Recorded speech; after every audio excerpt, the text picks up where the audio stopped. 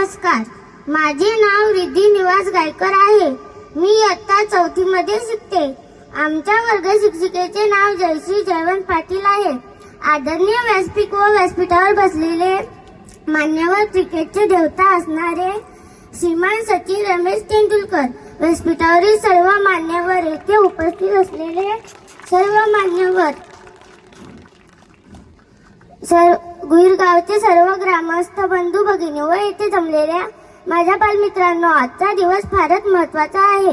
साक्षात क्रिकेटच्या देवताचे दर्शन आम्हा सर्वांना प्रत्यक्ष झाले. आम्ही सर्व विद्यार्थी, आमचे सर्व आदरणीय शिक्षकवृंद, सर्व ग्रामस्थ यांच्यासाठी फारच मोलाचे व आजी सोनियाचा दिन, वर्ष अमृताचं धन आजी सोनियाचा दिन. आज आपण सर्वजण येथे कशासाठी जमलो आहोत हे तुम्हा सर्वांना माहीतच आहे.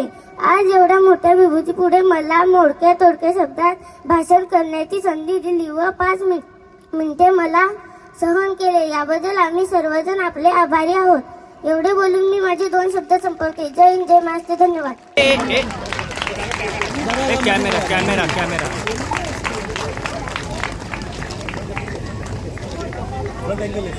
हॅलो.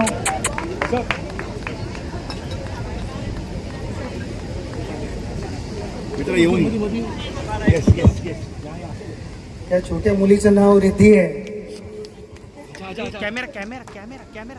तिच्या भाषणानंतर मला नाही वाटत की माझ्यात तेवढा दम राहिलाय भाषण द्यायचा. एवढा उत्तम भाषण दिलंय तिने ह्या वयात. मी एनिवे सुरू करतो थोडं बोलायला. एकच नाही, हे जरा मला जास्त कम्फर्टेबल वाटतं. गेलं तर थोडं मला नाही वाटत मी तिच्यासारखं बोलू शकेन. तिच्या खांद्यावर हात ठेवलं, थोडी तिची एनर्जी मला येईल, जशी स्नायडर इलेक्ट्रिकची एनर्जी तुम्हाला मिळते तशी. इथे गोहीरला येऊन भरपूर आनंद झाला आणि तुमच्यातला जो उत्साह आहे ते बघून मला एक समाधान मिळालं. मलाच नाही पण माझ्याबरोबर सानिया आहे, सहारा आहे, STF फाउंडेशन, स्नायडरची टीम पण आहे इकडे, ज्याने भरपूर मेहनत केलेली आहे. ह्या गोष्टी अशा सहजासहजी घडत नाहीत. त्यासाठी एक स्पेशल एफर्ट करावा लागतो. मला आठवतं आम्ही एक ऑलमोस्ट 2015-2016 साली दिल्लीला बसलो होतो, स्नायडर टीम बरोबरच बसलो होतो आणि आमचं डिस्कशन होतं की आपण काहीतरी असं समाजासाठी करायला हवं ज्याने, ते इंग्लिशमध्ये कॉन्व्हर्सेशन होतं, त्यामुळे मी त्यांना बोललो की it should bring a smile to that face. आणि त्यामुळे आमच्या फाउंडेशनचं ह्याचं नाव आम्ही स्प्रेडिंग हॅपीनेस इंडिया फाउंडेशन म्हणून दिलं. कारण आम्ही सगळ्यांना एक असा तो क्षण देत होतो ज्याने त्यांच्या चेहऱ्यावरती स्माईल येईल, म्हणून स्प्रेडिंग हॅपीनेस हे सचिन तेंडुलकर फाउंडेशनची टीम आणि स्नायडर इलेक्ट्रिकची टीम एकत्र येऊन केलेलं आहे. जसं आत्ता सांगितलं गेलं की आत्तापर्यंत आम्ही 500+ शाळांना सोलर एनर्जी प्रोव्हाइड केलेली आहे आणि तिकडे जे डिजिटल क्लासरूम आहे ती 500+ शाळांना झालेली आहे, ज्याच्यामुळे 1,65,000 हा एक रफ नंबर आहे. मे बी त्याच्याहून थोडे जास्त पण असतील. मुलामुलींना फायदा झाला आहे आणि हे लहान लहान गावात जाऊन केलेलं आहे. कारण मला वाटतं असे जे छोटे डायमंड्स असतात, हे हिरे, हे अशाच ठिकाणी मिळतात. त्यांना टीचर्स शिकवून त्या डायमंडला पॉलिश करून त्याला व्हॅल्यू देतात आणि हेच मुलं मुली मोठे होऊन देशाचं नाव अजून मोठं करणार आहेत. आपल्याला सगळ्यांना माहिती आहे की किती गरज आहे ह्या वयात. बरोबर जो एक अभ्यास करतो, तुम्ही टी व्हीवरती अभ्यास करायचा मी कधी केला नाही, माझ्या ऐकू नका अजिबात. मी मस्ती करायचो भरपूर. तुम्ही मस्ती करा आणि अभ्यास पण करा आणि जे तुम्हाला मोठं होऊन जे काही करायचे त्या गोष्टी तुम्ही करायला पाहिजेत. आणि ह्याच्यात मी म्हणेन टीचर्स आणि घरी आई बाबा, आजी आजोबा, भाऊ बहीण जे कोण असतात त्यांचा सपोर्ट, त्यांच्याकडनं तुम्हाला एक प्रोत्साहन मिळणं भरपूर महत्त्वाचं असतं. कारण मी ज्या वेळेला लहान होतो त्यावेळेला माझे वडील प्रोफेसर होते, माझे वडील लेखक होते, पण त्याने मला कधीच फोर्स नाही केलं की मलाही प्रोफेसर व्हायचं आणि मलाही टीचर व्हायचं आहे, मलाही कविता लिहायच्या, असं कधीच मला फोर्स नाही केलं. त्याने आधी माझी आवड काय आयुष्यात ते समजण्याचा प्रयत्न केला. ज्या क्षणी त्यांना कळलं की माझी आवड क्रिकेट खेळायचं आहे, कुठचाही स्पोर्ट खेळायचा आहे, आणि त्याच्यात मला त्याने प्रोत्साहन दिलं.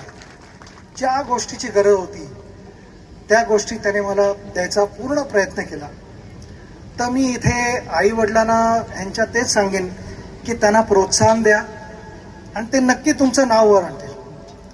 कारण मोठ्या गोष्टींची सुरुवात अशाच ठिकाणी होते जिकडे आपल्याला सुरुवातीला वाटते की ठीक आहे चालून जाईल, पण हळूहळू ती प्रगती होत जाते आयुष्यात, आणि नंतर आपण म्हणतो की वा काय छान काम करून दाखवलंय. आणि मला पूर्ण खात्री आहे की ह्या गावात नाही आपल्या नुसतं मुंबई महाराष्ट्राचंच नाव नाही पण आपल्या देशाचं नाव जगभर जाईल ही मी प्रार्थना करतो. कारण ह्या गोष्टी ज्या आता आमच्या फाउंडेशनने आमच्या टीमने एकत्र येऊन केल्या आहेत, बायफकडनं पण जो सपोर्ट मिळालेला आहे आणि जो गायडन्स मिळालेला आहे, आय थिंक आम्ही असं क्रिकेटच्या भाषेमध्ये म्हणू शकतो की आम्ही पहिली इनिंग खेळून झालेली आहे. आता दुसरी इनिंग खेळायची तर ती तुम्ही खेळायचे. या गोष्टी आहेत, पण ह्या गोष्टीचा नीट वापर करणं, त्याला जपणं, त्याची पण व्हॅल्यू करणं हे तुमच्या हातात आहे. मला हे सरपंचांकडनं ऐकून फार आनंद झाला की सगळे एकत्र मिळून काम करत आहेत. इथे भांडाभांडी असायला नाही पाहिजे. ही एक टीम आहे. आपण आपली मतं कधी कधी वेगळी असू शकतात, पण आपण म्हणतो की आपलं जे डेस्टिनेशन असतं, एक गोल असतो, तो एक असायला पाहिजे. जसं आमच्या इंडियन क्रिकेट टीममध्ये पण आम्ही भारताच्या वेगवेगळ्या भागातनं येतो, मतं वेगवेगळी असतात, पण आमचा गोल एक असतो की मॅच जिंकायचे. तर सगळ्यांना तिकडे पोचायचं असतं. वेगवेगळा रस्ता घेऊन आम्ही तिकडे जातो. काही बॅट्समन असतात जे जास्त अटॅकिंग खेळतात, काही बॅट्समन डिफेन्सिव्ह खेळतात, काही बॉलर असतात ते अटॅकिंग बॉलिंग टाकतात, पण शेवटी सगळे एकत्र येऊन मॅच जिंकायचा प्रयत्न करतात. तर ह्या गावातही मी तेच म्हणेन की तुम्ही सगळे एकत्र या. मी आत्ता जे तुमच्यात जी एक युनिटी बघितली ही अशीच राहून दे. आणि देवाकडे माझी प्रार्थना आहे की तुमच्यावरती त्याचा आशीर्वाद असो, आणि ह्या गावाला ज्या गोष्टीची गरज आहे ती आम्ही नक्की तुम्हाला पुरवण्याचा प्रयत्न करू. आत्ता माहिती आहे की एक छोट्या छोट्या आम्ही स्टेप्स घेतलेल्या आहेत, पण अजून बऱ्याच मोठ्या गोष्टी व्हायच्यात. हे 12वं विलेज आहे जे आम्ही असं अडॉप्ट केलेलं आहे. आम्ही खुश आहोत पण सॅटिस्फाईड नाही आहोत.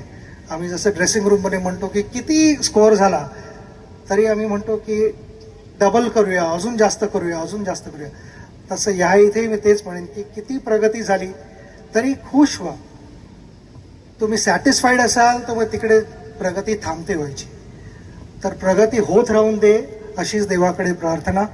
थँक्यू. परत तुम्ही मला इथे आल्याबद्दल आम्हाला एवढं प्रेम मिळालं आहे की मी सारा आणि सानियाला तेच सांगत होतो की इथनं आपण जेव्हा घरी जाऊ त्यावेळेला ह्या जागेला मिस करू, आणि ते नक्की आहे. मी तुम्हाला एवढंच सांगू इच्छितो की असेच राहा, खुश राहा, आणि देव तुम्हाला नेहमी हेल्दी ठेव. सगळ्यांना, पोरांना आणि पोरींना सगळ्यांना आमचे गुड विशेस आहेत. थँक्यू.